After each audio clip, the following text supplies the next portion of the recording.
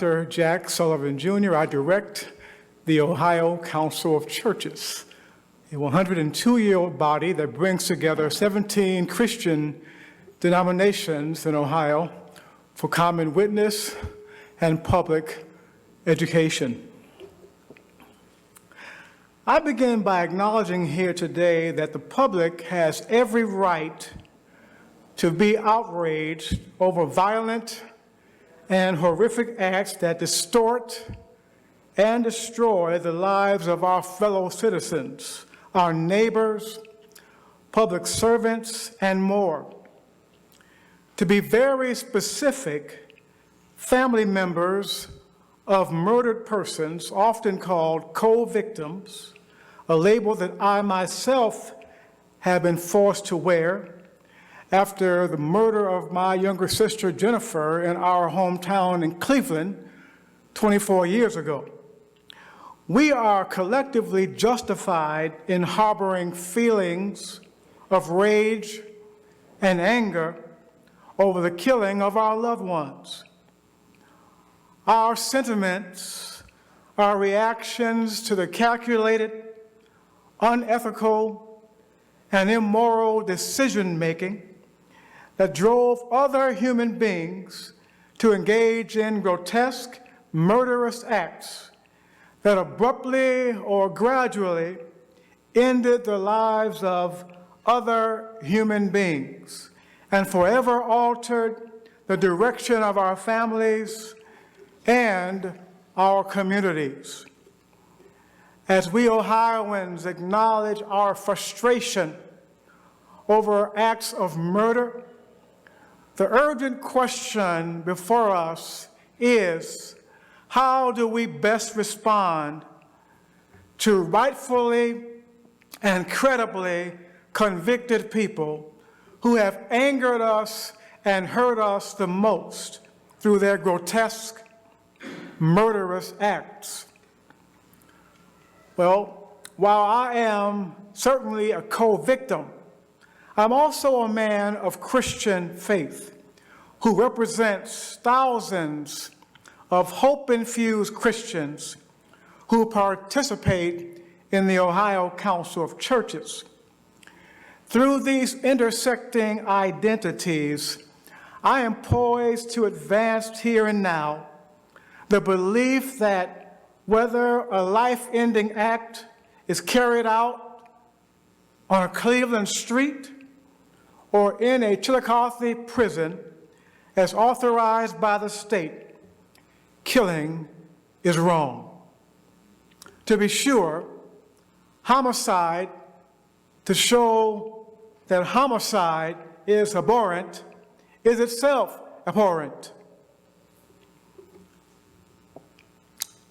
My friends, when rivers swell and flood our communities, and I experienced such flooding a few years ago as a resident of downtown Findlay, Ohio, no life-honoring responders would dare add more water to the flood, for such would be counterproductive.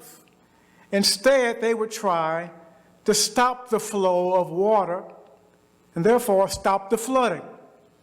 Accordingly, murder, which represents the worst outcome of the cycle of calculated, unethical, and immoral acts in our neighborhoods, is not prevented by the state's own brand of calculated, unethical, and immoral homicidal acts called executions. Essentially, executions only exacerbate the cycle of death as they inflict reputational damage onto the state and erode the state's moral credibility and high ground and sense of integrity. I'm a preacher, so I must point out, Jesus was once asked to authorize the public stoning, execution of a woman who was caught in adultery. Interestingly, her male counterpart was not convicted and not condemned, an early sign of bias in the ethically bankrupt execution business. Now, we would be poor stewards of history if we did not acknowledge past and present bias, particularly racial bias, in the death penalty enterprise, as has been pointing out in this chamber already this afternoon. When Jesus told the woman's all-male jury that they could stone her only if they were sinless themselves, those jurors walked away because, of course, they were not living sin-free lives. Sparked by love, justice, and passion for redemption, Jesus disrupted an execution and redeemed a life that was destined to be thrown away. Out of an abundance of love and concern for justice, restoration, and redemption, the Ohio Council of Churches calls on Ohio legislators to avoid adding water to a flood and resist matching calculated, unethical, immoral death with the state's own brand of the same.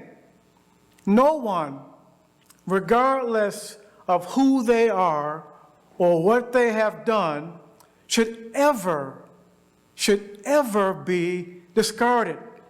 If the God of Cain, Moses, David, and Paul, all murderers in the biblical account of their lives, if this God does not throw problematic people away, should not the state's values reflect those of God instead of the homicidal people it condemns?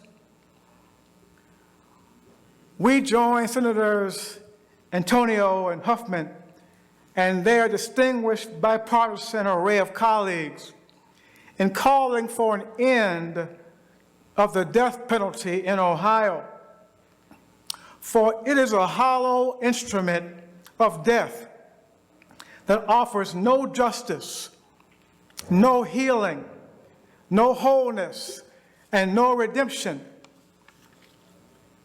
Instead of investing millions of taxpayer dollars in the false promises of the quicksand of retribution, the state must follow its moral compass and avoid the quicksand and instead invest those funds of hardworking Ohioans in the real promises that are achieved through the restoration of co-victims and their families whose needs cannot ever be satisfied through executions. We urge you to adopt Senate Bill 103 and send Ohio's death penalty to the only place it actually belongs, the Ohio History Connection. Thank you very much.